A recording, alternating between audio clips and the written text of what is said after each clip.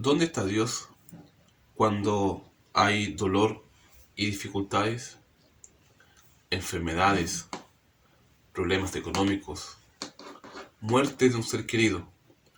Son situaciones a las cuales en ocasiones nos vemos expuestos. Ancianos, adultos y ustedes también como jóvenes, en algún momento de su vida se van a enfrentar o tal vez se están ya enfrentando a estos momentos que nos causan dolor, a estos momentos que nos hacen cuestionarnos la cercanía de Dios en estas situaciones. ¿Qué tan lejos o qué tan cerca está Dios de nosotros en los momentos ya mencionados? La verdad es que qué tan lejos o cerca esté depende de nosotros. Sí, depende de el lugar que nosotros le permitamos al Señor tener en nuestras vidas. Y es que el hecho de ser cristianos o hijos de Dios no nos exime de pasar por estos momentos de tormento. No nos libra de tener que sufrir, sentir dolor, pena, angustia. Entonces, ¿cuál es la diferencia entre aquellos que no confían en Dios y ustedes que sí lo hacen? La diferencia está en tener la certeza de que aunque andemos en valle de sombra y de muerte, el Señor estará con nosotros, como así lo escribió el rey David en el Salmo número 23. En ocasiones es también factible por nuestra naturaleza aún pecaminosa que esa cercanía que podemos experimentar con Dios en momentos de alegría, de bienestar o bonanza, no sea permanente de igual manera cuando pasamos por momentos contrarios a los anteriores. Sin embargo, les quiero citar un ejemplo bíblico, el ejemplo de Pedro. Este se encuentra en el libro de Marcos, el capítulo 14, versículo 29 en adelante. Ustedes ahí podrán leer que en una ocasión Pedro, cuando ve venir de una manera milagrosa, sobrenatural, al maestro caminar por las aguas, él también le pide que le permita ir hacia él, lo que implicaba, por cierto, también de que Pedro caminara sobre las aguas. Y así lo hizo. Sin embargo, el relato bíblico nos muestra que comenzó Pedro a mirar a su alrededor y a ver las grandes olas y el viento que lo azotaba fuertemente, y comenzó a tener miedo.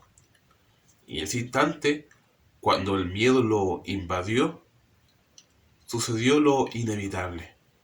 Comenzó a hundirse. Pero mientras Pedro se hundía, clamó al Señor y le dijo: Señor, sálvame, que perezco. ¿Cuál fue la respuesta del maestro? Extenderle su mano y levantarlo. En este relato podemos, estimados jóvenes, ver dos situaciones que son también importantes para nuestra vida. ¿Cuáles son? La primera de ellas es que no por estar cerca de Jesús las tormentas, las tempestades van a estar fuera de nuestra vida, sino que, al igual que en el caso de Pedro, aunque él caminaba hacia el Maestro, aún así el mar estaba furioso y el viento estaba fuerte. Segundo, aunque vayamos hacia el Maestro, aún así podemos sentir miedo.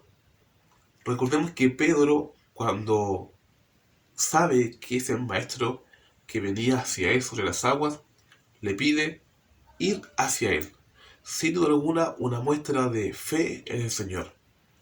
Pero esa fe no le fue suficiente para no mirar a su alrededor, para no temer. Por lo que podemos ver que Pedro, aunque tenía fe, seguía estando sujeto a su naturaleza humana, que le llevaba a sentir temor por las circunstancias que le rodeaban. También nosotros pasamos por momentos similares. Aunque tenemos fe, aunque confiamos en el Señor.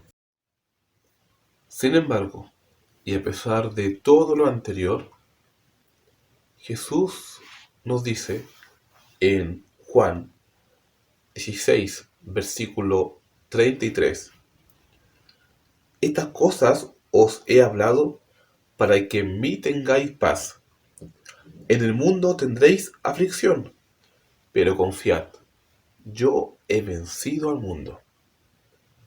Nuestro Señor Jesús nos dice con verdad que en el mundo tendremos aflicción, pero a la vez también nos da la confianza de que Él ha vencido al mundo. Y dice también Juan que todo el que es hijo de Dios vence al mundo, porque esta es nuestra fe. Entonces, queridos jóvenes, las dificultades, adversidades o diversas situaciones adversas a las que nos podamos enfrentar son parte de la vida. Son momentos en los cuales nuestra fe es puesta a prueba. Y recordemos que aunque nos pueda parecer que estamos solos, Dios siempre estará cercano a aquel que le invoca. Dios siempre estará dispuesto, al igual que nuestro Señor Jesús, a extendernos su mano para levantarnos. Él no dejará de pensar en nosotros aunque estemos afligidos. Por el contrario, su palabra nos da una gran garantía, una promesa que nos debe motivar a seguir siempre adelante, una promesa que nos debe permitir experimentar aún las dificultades con esperanza. ¿Cuál es esta? Les invito a leer el libro de Romanos capítulo 8. Romanos capítulo 8, versículo 18.